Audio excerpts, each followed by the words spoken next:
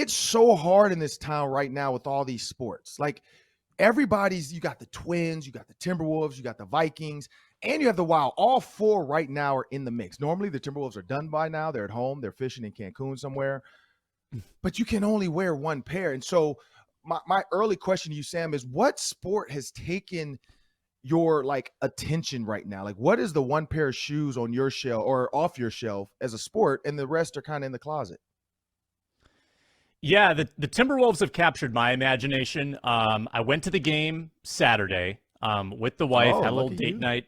Yeah, and that was a late night too. That was a 9 o'clock start, then a 3 hour game with a million fouls and a million reviews, and then trying to get an Uber afterward. That turned into a late night for the babysitters. But that team has really captured my imagination. I remember when the Timberwolves were making runs with Kevin Garnett. That was 2 decades ago, Ron. I mean, it's Mm-hmm. unbelievable how long it's been since they've had a team to really get behind like this. But if I look at this past weekend in Minnesota sports, there's a lot to hang on to. It was a perfect weekend. The Wild went 2-0. The Twins went 3-0. The Timberwolves won. Even the soccer team won. Everybody won. And you look at the stars, Anthony Edwards, Karl-Anthony Towns, Kirill Kaprizov, Kevin Fiala, Byron Buxton. There's so much to gravitate to that this is a great question because I think that every other person might have a different answer. For me right now, though, I'm all about this Wolves run. I'm pretty invested in it. And when you go to a game like I did Saturday, you feel the energy in that building. It's clear that this city really has bought into this team. Yeah, and for me, I mean, I'm with you. Like I'm Timberwolves in now. I've been watching every game. I've been, live tweeting along with the game. I've been excited to see who's going to protest next.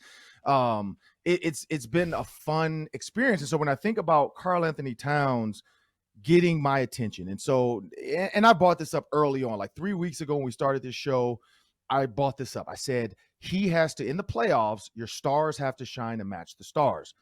Well, yes, he did shine. I think it was the reverse though for the Grizzlies. Like Ja Morant's 11 points, he didn't match, even though they only lost by one, which is amazing that they only lost by 1 point and Ja had 11. And it goes back to what we talked about with them being a better team when Ja's not playing. Like not better, but sorry, a good team. They still were a good team when Ja's not playing. And I mean, long term, if they can beat the Timberwolves, that's going to pay off for them because now when they have to go play the Warriors, it's the same thought process. Can we leave Ja out when Steph Curry goes out? Can we do this when this person's out? With Ja out, they can. Karl-Anthony Towns, on the other hand, he balled out.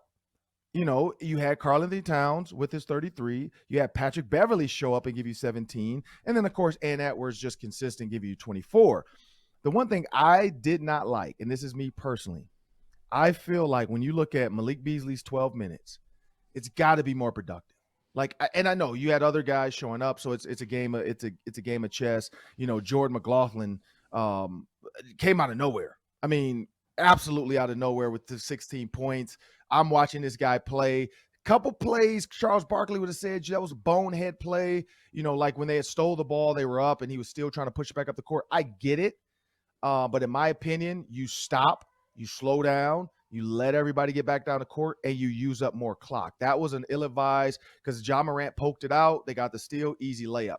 That's one of those where you have to realize you don't need to run up and down the court to make the crowd hype. But that's a guy that hasn't played much. That's a guy excited to make a play, excited to be out on the court. Even though he had 16 points, still excitement of not getting much run. And he just forced it a little bit. His 14 minutes, 16 points. He had more points than minutes. That was awesome. But that play for me stuck out because they only won by one. That was 2 points that probably should not have come off or been on the board for the Grizzlies if the Timberwolves slow it down at that point. You make that steal, you eat up clock. And for me, that's this. So the questions you posed to me, and I'm just going to kind of go through them. Karl-Anthony Towns in this game, huge. Bounce back game, perfect answer to the critics, perfect answer to the crowd. I liked him and T. Moran after the game, John Moran's dad. I liked how I know what it's like playing against a friend and their dad over there. I know what he said. I know in his mind, like he's telling them, like I told y'all keep playing with me. Like y'all don't, you all the smoke. What? Okay, because they can see all this stuff on social media, so he knows exactly what T's been saying. He knows exactly what Ja's been saying. So that was personal for Karl. I did like the sportsmanship though when Karl was hurt. Ja, being that's his boy, went over there to check on him. We're in playoffs a lot of times. people, oh, even though that's your boy, man, stop being all friendly. No, it's that man was hurt. He fell on his hip hard. Is this Town Karl-Anthony's Town or Edwards? Sam, what do you think? Whose town is this? I think that people are ready to give it to Anthony Edwards. There's a lot of people that have kind of given up the fight with Towns because of his inconsistency, because of the inability to perform on a consistent basis. Now, are their standards maybe a little too high? I think so. I mean, I think that certainly people in this town have a high, like Kirk Cousins, for instance. We go back and forth about Kirk. Very good quarterback, does not perform on a consistent basis, though, and people get frustrated by that. Joe Mauer, unbelievable player, probably a Hall of Fame player. Did he hit home runs on a consistent basis? No. People got very upset about that. So we have this bad habit in this town of not appreciating greatness, and we kind of want, like, even more greatness. Karl-Anthony Towns is great. But when the spotlight is shining and you only have a handful of playoff games in this town in 20 years, you want your best players to perform. And 2 games this series, he did not. Saturday, though, I commend him for bouncing back. But I look at the way that Edwards kind of captures the crowd. And on Saturday, he goes out with a knee injury in the first quarter. And when he comes back, it's an eruption. People are freaking out at his return. They're so enthralled by Anthony Edwards. He brings the electricity. I think that people want it to be Edwards' team, and I think they also want Towns to be part of it. I just think that Edwards he might have the makeup or the DNA to be that number one guy. And if Towns is willing to sort of be his right-hand man, or 1B to Edwards 1A, I think that's the best dynamic for this team, because Edwards is just so composed and so electrifying at the same time. Yeah, and for me, when I give it to Karl-Anthony Towns still. I think he has to find his way. He has to learn that Anthony Edwards is an absolute outlet every single time. I think that's why Steph and Klay coexisted for so long. They understand. Steph has no problem letting Klay shoot, 15 3-pointers one night because he's just on. And that's the big difference. Klay also knows, hey, if Steph's hurt, I can take over some games.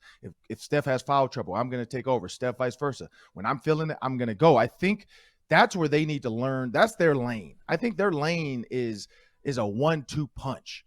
It's like, so because people always say Batman and Robin. Who's the Batman? Who's the Robin?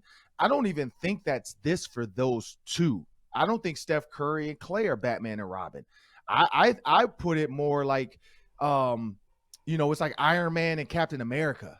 It's 2 viable leaders, 2 viable heroes, one with an ego, one who's more of America's favorite. I think that's where this is. I think Karl-Anthony Towns is kind of the Iron Man.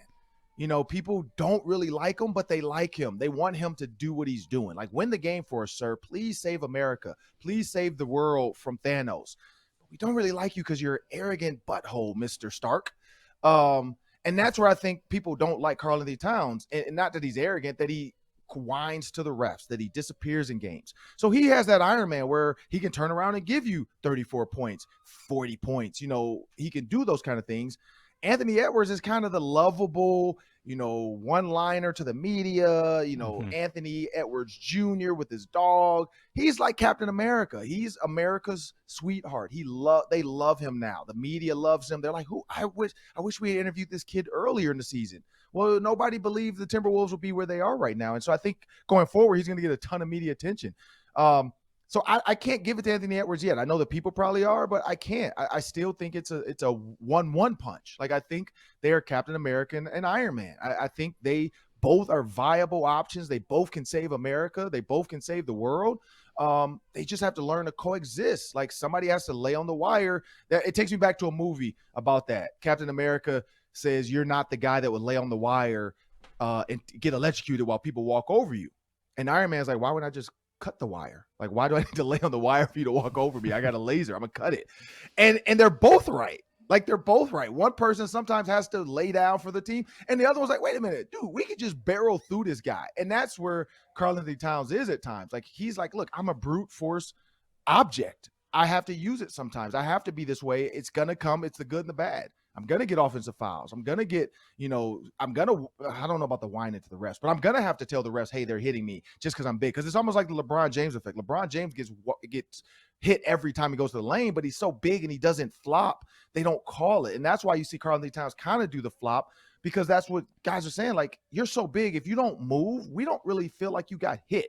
If you throw your head back or you do some weird shimmy, then they can kind of see like, oh, okay, I see where he pushed him, and they're going to make that call. I think the refs need to do a better job of just seeing that big guys are getting hit. But I call it 1A and 1B. I call it 1-1. I call it Iron Man and Captain America. These two can coexist. One's going to lay on the wire and be America's favorite. The other one's going to cut the wire and get the job done aggressively sometimes, but get the job done.